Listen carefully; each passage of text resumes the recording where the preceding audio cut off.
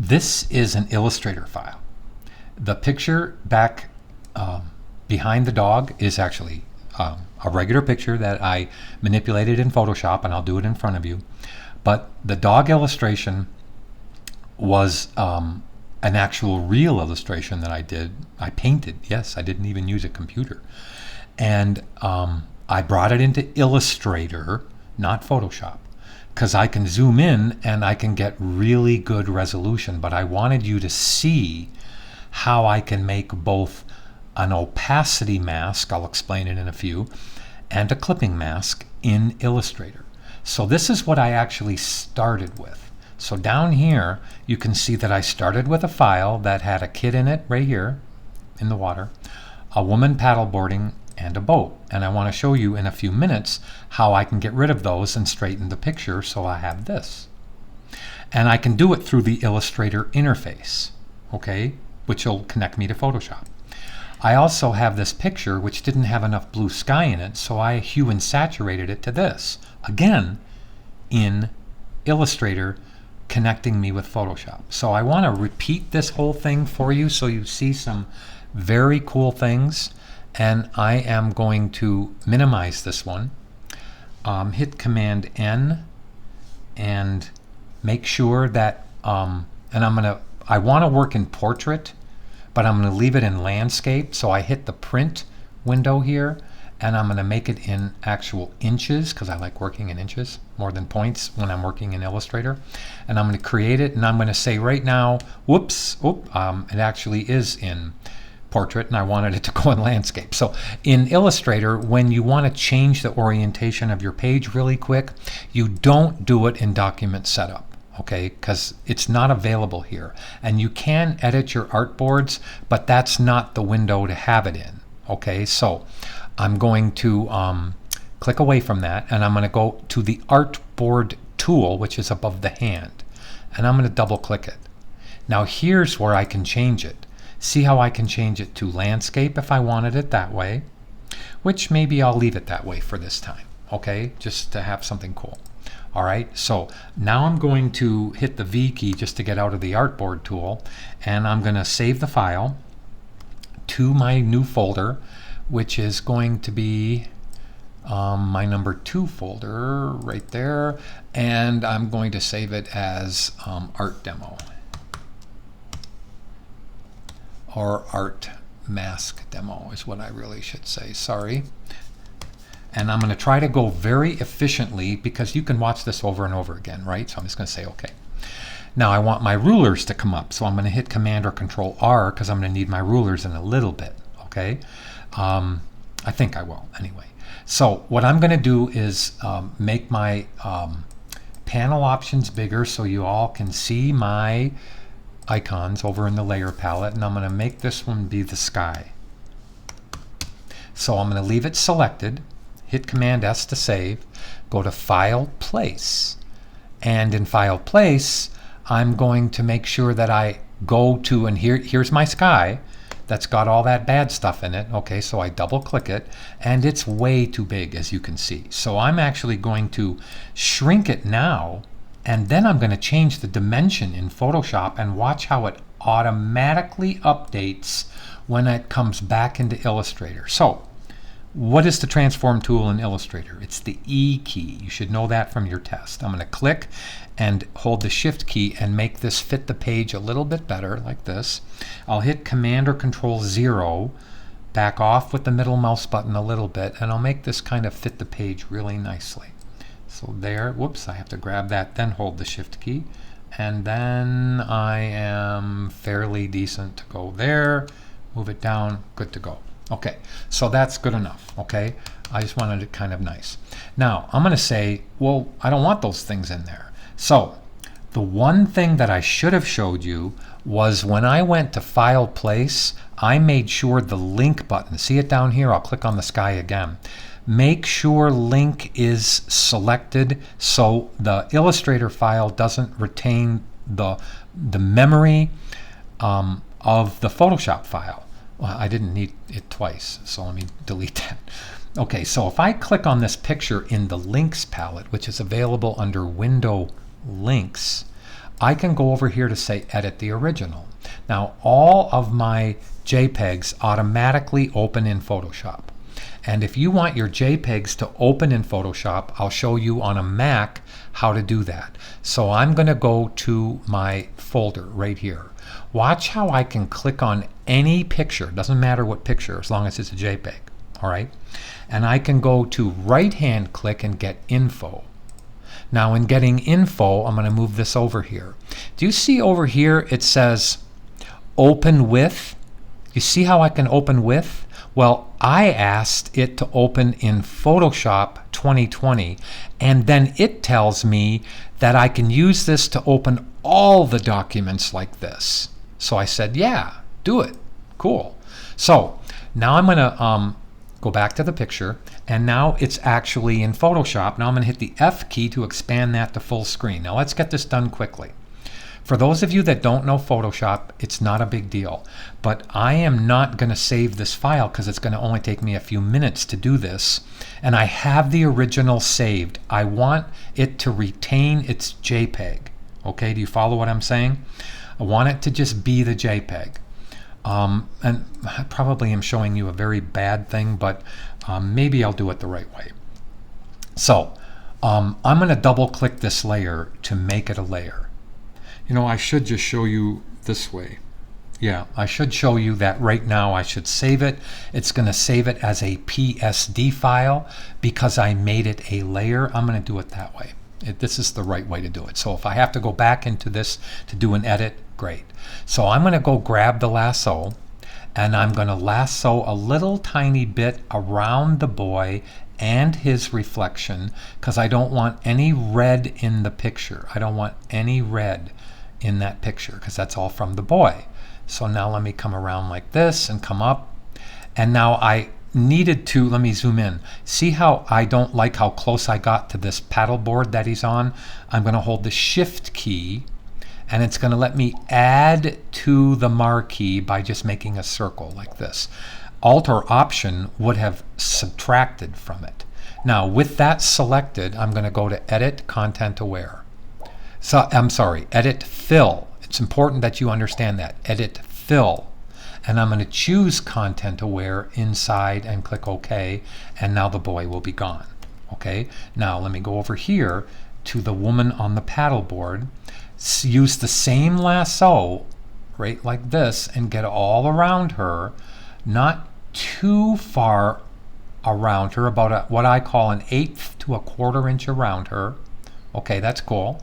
Now I'll go to Edit, which is Shift F5, Fill, Shift F5, Content Aware, and now she'll be gone.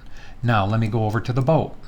Now I'm going to grab the boat like this. I'm going to go right across the horizon with my layer, with my lasso, and I'm going to go to Edit, Fill, just like I did before with Content Aware, and click OK, and then it's going to leave this really ugly thing. Now watch this.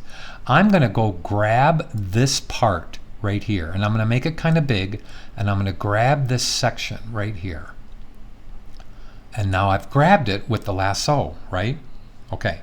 I'm going to feather the edge. So I'm going to go to Select, Modify, Feather, and I'm going to put about a 10 pixel feather on it. Now in Illustrator, when you hold Control, Command Option, or in a PC, when you hold Control Alt, you get a double-headed arrow, especially if you're in the Move tool, but pretty much with any tool. Watch how I can grab and move this over to this side right here. Okay, now I like what I've done. I think that's great. And remember, the edge wasn't solid and crispy. It had a little feather to it. So I love what I just did, and it's fine. It's perfect. Okay, so now I want to crop it. So I want to straighten it. So from the ruler, you have to have your rulers available. So Command or Control R is rulers, right? I'm going to put a guide here so that I can line up the horizon to the guide. In Illustrator, the E key is the transform tool. In Photoshop, Command or Control T does the same thing. Now I can hold my cursor outside and I can just turn this. Line it up as good as I want. Hit the return key, hit the C key to crop, or go to the crop, just click it, and I can grab this and just go like that and just crop it, the bottom ucky stuff off and that off, and now I have a pretty decent picture right there, right? If I hold Command and hit semicolon, that gets rid or shows the guides in all Adobe applications. Command semicolon, Command semicolon, Command semicolon. Now, I like what I've done, okay? So I am going, it's a PSD file, so I'm going to save it. Got it? Now I'm going to save as and make it a JPEG again. So I'm going to go make it a JPEG. It's going to say, Brian, do you want to copy over the other JPEG? I'm going to say yes, replace it. Now I've replaced it. Now I can click back to Illustrator, and as soon as I click back to Illustrator, it is going to tell me, as soon as I click on this picture, it's going to say, it should have said anyway, you know what, let me let me go back and make sure in Photoshop that I saved it into the right folder. So don't want to be stupid here. So I have the picture, you see it in front of you, okay? It is a Photoshop file, I will show you. See how it's a Sky 3 PSD file. I'm going to save as again and make sure that this is the correct folder. And yes, it is. Oh, you know what? It did it, but it made Mac actually on the new machines, it adds the word copy to it. So what I want to do is click the Sky 3 JPEG and make it actually JPEG file. Now it'll tell me, okay? Now I've actually copied it over. I don't need the one that says space copy JPEG. So that was my big fat mistake. No big deal. That replaces it. And now I say replace, and now here is when I click back to Illustrator. Illustrator's going to tell me that I needed to oh, okay, it's happened again. This is so much fun. Okay, so I'm going to close this, go into the stupid folder and open it up, and now it says copy again, and I have to actually throw this one away. Actually, I'm going to take, oh gosh, all this stuff happens all the time. It's okay, I don't panic, it just happens. So now I'm going to take the word copy away, hit the return key. Now I've got it back. You see, this is the one that we've now edited, okay? And this was the PSD file, okay? So now Illustrator will tell me, hey, you modified this guy. Look at, there it is right there. So it's better to bring it into Illustrator and use the links palette to edit the original, because whatever changes you've made just updates. Okay, so now let's go make a new layer, lock this one up, and let's call this art. And I'll try to get through this as fast as I can. So what we wanted to do, and before I do anything else, I'm going back into Photoshop to remind all of you something. So let me open the recent Sky 3 JPEG or PSD file. I want you to see something. So I am going to, in Photoshop, because I need to remind you of something, okay? So I'm going to add a mask to this picture, a blank layer mask. You see it? It's at the bottom of the screen right there, and it says add a layer mask. Now, it actually said vector mask, but it's just a layer mask. So I am going to now get my paintbrush, and I'm going to remind you that, and I want you to repeat after me. Black on a layer mask eliminates, white on a layer mask restores. So if I make my brush bigger, let me put it up here. I'm hitting the bracket keys next to the P key, and I'm making sure my flow is 25, and I'm going to right hand click all the way to soft. Okay, that's important for the brush. I don't want a hard edge, I want a soft edge. So now I'm going to hit the return key. I'm going to hit and flip so the foreground color is black, because when you paint, it uses the foreground color or the upper left one. Now watch what happens when I actually paint, and I'm not painting on the image, but part of the image went away. Would you look at this mask up here? It has black on it. Black eliminated part of the picture. It didn't erase it. It's still there. You can see it over here in the image. See how it's in the image, but the black on the mask did it? Now if I flip the foreground and background colors. Watch how I can paint white back on top of the black and it restores the image. Look at the mask. Look at how it has a white streak on it. So all I have to do is make the brush bigger or just fill it up now, and I can actually cover up everything I've done there, and you can see just how beautiful that is. So why I had you do this is because in Photoshop, black eliminates, white restores, or white retains. Okay, so black takes away stuff, white keeps stuff, right? Okay, so I'm going to put that a go and I'm not going to save it. Now I'm in Illustrator. Same thing. So let's now bring in our picture, so our art picture. So look how I'm going to go to File, Place, get my little doggy that I did for a client. There's my dog. And I'm going to say, well, when I click it, I'm not going to exactly like, whoops, when I click it, I don't know why it did that. That's okay. Okay. I'm going too fast, it's okay. File, Place, get my dog picture right there and click it. Okay, fine. Now, okay, I don't think I'm in Illustrator. I'm going to hit the E key because that's the transform tool. Click and hold on the edge, hold the shift key and make the dog bigger so it fits in that image really nice, right about here. Okay. Now the blues don't match. So guess what? We're going to go back into Photoshop and we're going to make the blue with a mask and with an adjustment layer. I'm going to make the blue kind of match this blue. Just look better because that doesn't look very good right now. Okay. So how do I do it? Well, remember I had link in when I went to File, Place.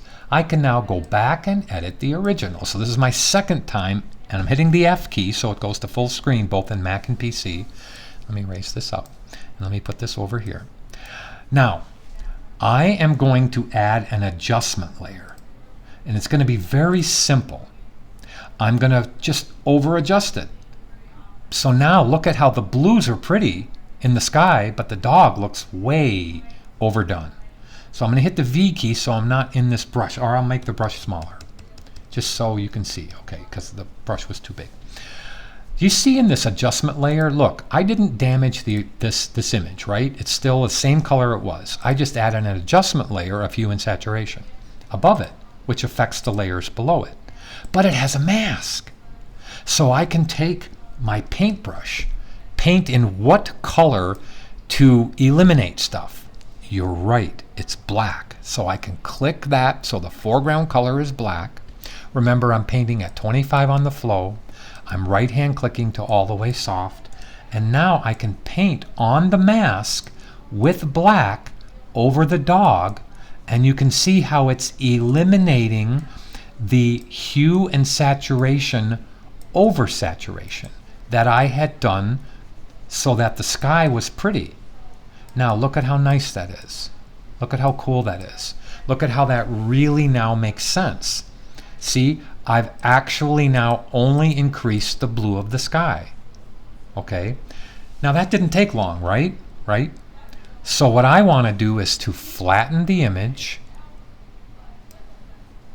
save the file, which now it's saving as the JPEG, close the file, Control W or Command W, click, watch what happens when I click back on Illustrator. It's going to say, Brian, you did something. Would you like to update? I'm going to say yes. And there's my blues. They match a little bit better. Okay, now I can take the links palette and kind of put it down here. Now what I want to do is to show you something pretty darn cool in two things. So I'm bringing up the transparency palette. See the word mask right there? This, and see how in this little palette there's an extra space over here? Well, it says, Brian, go ahead and make a mask and make it black and white. Okay, I'm going to do it. I'm going to hit the M key. I'm going to make a really big rectangle around this guy right here. Just a really big one, like that. Okay, I'll even make it as big as the picture. Now, I'm going to add a black, here's my gradient palette. I'm adding a black and white gradient, and I'm making it a radial gradient. Now if I hit the G key, you can see I have my markers, my gradient markers. And now if I want to move it around, I grab this little shaft. Let me zoom in a little bit. And I grab the shaft. You can see I can move it around, or I can grab this little icon over here and make it smaller, but it stays as a circle, right? If I grab this one, I can make it an oval.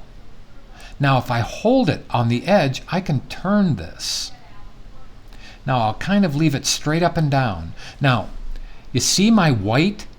Well, I want the white to be bigger, and I want it to move up into my dog's face. Let me move this out a little bit. Okay, so I'm going to now pick up the whole thing. I got to grab it right there to pick it up higher, like this. Now, if I want to see the placement, look, in this layer, I can turn it off, turn it on, turn it off, turn it on. But there's something else I can do. I can actually see the placement while it's a mask. And I can still, if I click the circle for it, let me move this over, click the circle for it, you see the G key, the little markers you can use to place things with? Remember how I can grab this little end? I forget if it's this end or that end. Hold Alt or Option. Oh, that's not it. I can grab this one. That's it. Hold Alt or Option, and I can actually, I missed it again. I want to grab the right one. It is this one. So I hold it, and I can now move this up. Oh, I had it right in the first place. So in the last demo I did for you, you can see how I can move the center and create that alpha look, right? Okay, so I'm going to leave it right in the dog's face. But now that I've got it kind of right, kind of right, let me move the black up. Okay, let's now make the mask work so I can see the dog and see the effect. So how do I do it? As long as the rectangle is above my picture, I can shift click on both circles. See now, if I click Make Mask, there it is.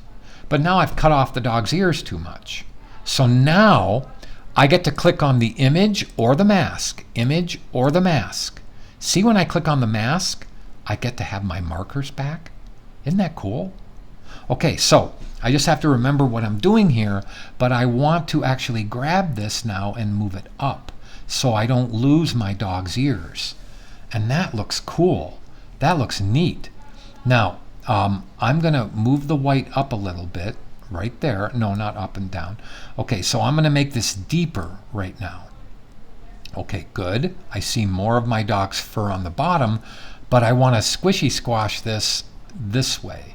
Now that is cool. That is really neat. There's a problem. Okay? And remember, I didn't say something. So I'm going to come back to the remember part. Look when I want you to look at the layer palette. And let me make it like this.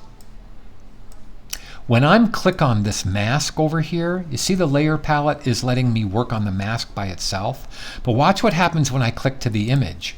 Everything comes back. Mask, I only work on the mask. Image, I can see everything. Okay, so that is an opacity mask. It's actually right there. See where it says Release Opacity Mask? Okay, now I want to show you an amazing thing called a clipping mask. So what I'm going to do is get my selection tool and click away. I want to use the same rectangle, or a different rectangle, but the same rectangle tool, and I want to make a big square to match this square. So I'm going to make it, and it's going to have a no fill and no stroke. So I have to take the fill to nothing and make sure the stroke is on nothing. Now what I want to do, look over here in the layer palette.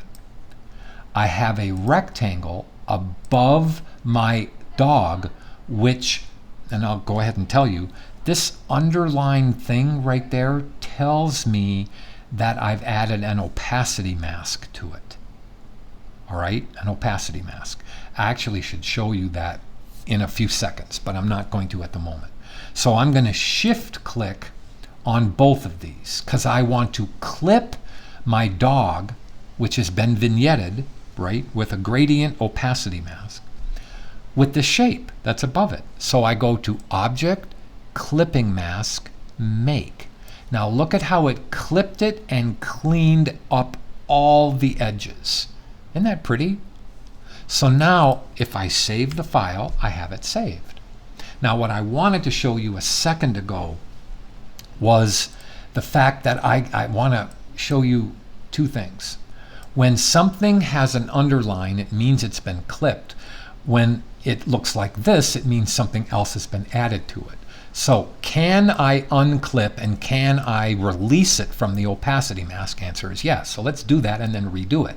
So if I click up here to the clipping group, I can go to Object, Clipping Mask, Release. Okay, cool. Now if I click only on this picture of the dog, look over here now, because I clicked on that picture, you can see the opacity mask. I can release it. So now it's just back to normal. Look it over here. There's the rectangle that we're using as the clipping mask for these two guys right here, for these two things. So let's click on the picture, the big oval gradient black thing, okay, and shift click on the picture and now click the mask. Okay, now let's shift click on the rectangle and make a clipping mask. Not an opacity mask, a clipping mask. Now I think that is one cool effect that you can do in Adobe Illustrator. Thank you, and I'll have more for you later.